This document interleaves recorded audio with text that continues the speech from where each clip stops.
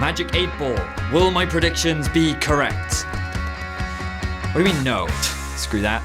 Welcome ladies and gentlemen to another episode of Picks to Watch. In this video, we're going to be looking at some of the fun and interesting champions that could be making their way to Katowice in Poland for the IEM World Championship. Without further ado, let's jump straight into it. First up is Warwick, the furry friend that is ready to show you why it's dangerous to let the dogs out. With the changes to patch 7.3, Rengar and Kha'Zix took a hit. While they won't be eliminated from competitive play, it does offer the potential for other junglers to rise in popularity. Thanks to the incredible sustain on his passive and Q, don't be surprised to see Warwick start with a rejuvenation bead along with a machete in order to rush an earlier Tiamat. With this completed, his jungle clear becomes faster and he can prioritize level 6, where the fun begins. Warwick's Blood Scent tracks the closest prey and gives him phenomenal mobility, enough to swiftly close the gap and go for an infinite duress onto that unsuspecting target, locking them up for an easy kill. Champions such as Shen and Lulu synergize nicely with the Feral Beast as they provide strong utility to help support Warwick as he locks onto primary targets. One of the biggest drawbacks is how limited Warwick can be in a big teamfight given that his damage is single target, and once the short fear on his primal howl is gone, he becomes a defenseless puppy that can be easily ignored. Sticking to small skirmishes and looking to punish movements across the map are the best way to utilize the bloodthirsty jungler. The European squads attending IEM have demonstrated their familiarity with the beast, so do not be alarmed should the howling begin. We now move to a more refined part of the animal kingdom as Elise creeps her way onto the fields of justice. Often renowned for being a queen of early game dominance, Western teams have often struggled to find success with her during the 2017 season. Eastern teams, on the other hand, have not. Her spiraling passive combined with the healing on a W enables her to clear through the jungle without suffering too many injuries, making it easier to go for those early ganks.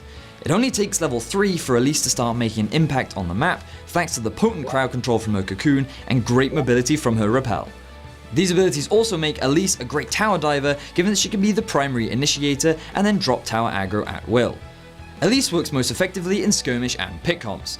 Her potency in teamfights is very limited given her lack of AoE crowd control and inability to act as an effective tank or peeler for the backline. This is because Elise typically builds towards high damage to make use of her strong early game. It works beautifully when ahead, but is detrimental when behind. Expect to see Elise weaving her master webs of death in battles to come. Next up, we need to get ready to set the world on fire because things are going to be heating up in the bottom lane as Brand makes his return. You may remember Licrit for his innovative and unconventional picks during the World Championship, surprising enough people with his dominance that he even drew bans. His return to the international stage may look to bring the Firestarter out, given the recent nerfs to both Malzahar and Zyra.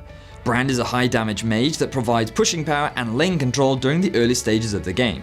Typically building Rylai's and Liandry's mean that come the mid-game fights, he provides a huge amount of AoE damage while adding a bit of utility to stick to his foes. While on paper Brand may seem strong, he is a very squishy support with no inherent escapes.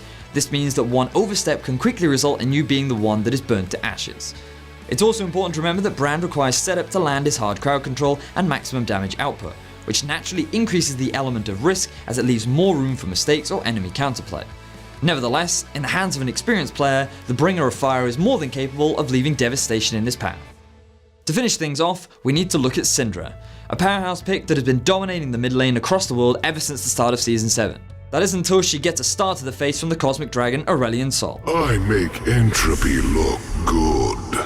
The Flash Wolves have been using the Starforger as a direct counterpick into the Syndra.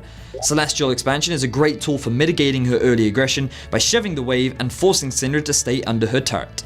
This also gives the Cosmic Overlord freedom to roam around the map with his Common of Legend to look for picks or set up to take an objective.